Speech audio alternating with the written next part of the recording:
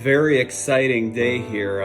I just got an email notification that my Friday the 13th vinyl pieces that I ordered from Waxworks Records were at my front porch. So I'm excited. I ordered these way back in September and through the pre-order, and they're just showing up now. And I ordered part 3.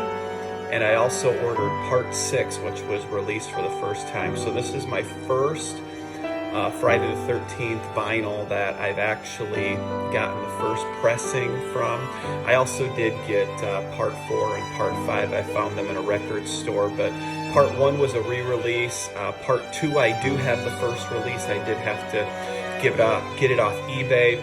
And then part 3, it was one of those ones that was super expensive. So here it is, the box here from Waxworks. I'm gonna open it up for you and show you what came in here. And it looks like it is boxed pretty well. I always get nervous making these first cuts because the last thing you want to do is cut the vinyl or cut the casing of that, and also you want to make sure that you don't cut yourself. So hopefully I don't do either of those things. I have my trusty knife there now. I have scissors, but Waxworks always does a great job of getting soundtracks out, especially horror soundtracks, and they also do a fantastic job. I would even say sometimes a better job, sometimes too good of a job of packaging these. As you see here, I'm struggling, and I've noticed that I should be okay without having to cut anything on the vinyl, because it looks like they do have some protective packaging underneath there, some protective wrap, so that gives me a little bit more leeway here. Looks like there's also some bubble wrap. Still nervous though, because you never know what it's gonna look like or any damage that you may have done before you pop it open. So finally, we are unveiled here. And the nice thing that Waxworks does here is you're gonna see they also have it here wrapped in some bubble wrap. But the one thing that I do that I found that Waxworks does is Waxworks, they always include a holographic sticker that I think is pretty cool. I haven't put it on my turntable. I have a Marley turntable, and it was crafted from recycled wood, recycled bamboo, and I feel like I'm just kind of cheapening it up. I'm gonna put these somewhere. I just don't know where I'm gonna put them. Also, a thing that I like too is they always thank you for your purchase, and then they tell you who packaged it, and they really take pride in packaging these pieces of vinyl so you get what you paid for, and you keep the mint and you keep the condition here. So first one that we have here is Friday the 13th part 3 in 3D.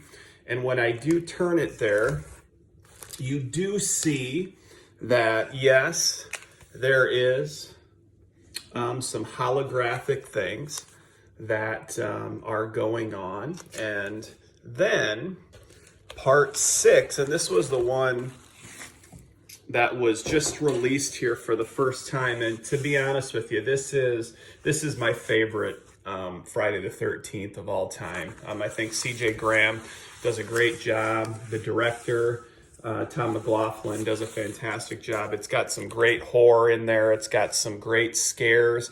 It also has some comedy in there too. And I just don't think it's an overall great horror movie. I think it's just overall just a fantastic, great movie. just in itself there. It's actually, if you go on Rotten Tomatoes, it is up there with being the highest rated Friday the 13th. I think Friday the 13th Part 6, Jason Lives, and the original Friday the 13th, they are both ranked at 60%, which checks out as being as a positive review here. So open it up here and let's take a look at what the vinyl looks like. Let's also take a look at the inside cover here. And we have that infamous scene where Jason stabs Court, the driver, and then we have Jason looking at it, and there's the RV right there. And if you watch some of the behind the scenes stuff, there's some funny stories that go along with that RV, and something that somebody wanted on the RV, and he wanted to make sure he took it. He wanted to use it for personal use. They actually put it on top of the RV. You can shooting off there, but the one that I ordered, again, I ordered these way back. I ordered the blood splattered one. So here we have what the actual vinyl looks like. And then when we turn around here, we actually have that James Bond scene when he comes through and he slices the Jason Lives in there. So that is the first piece of vinyl there. And I'll show you the other ones here. I'm trying to do my best to not scratch anything or not ruin anything. Not sure if I'll listen to it today. I think I might, because my wife is at work and I'm actually on leave right now because I just recently had foot surgery. So here's the other blood splattered piece of vinyl we have here. And same here on this side. And then on the other side, we have the smash smiley face, which was a big trend back then. And in the 80s and the early 90s was the smiley face. And remember the paintballers getting thrown into the tree. And when the paintballer falls down, we do notice that it leaves the smiley face. That smiley face is in two of some of my all-time favorite movies. It's also represented in Forrest Gump. And it's also represented in Friday the 13th, Part 6, Jason Lives. And here is the unveiling, or the unwrapping of Friday the 13th, Part 3 in 3D. This one for me is a middle-of-the-pack film. It does have the most recognizable soundtrack, though. And the reason why it has the most recognizable soundtrack is they bring in that disco theme. We know that.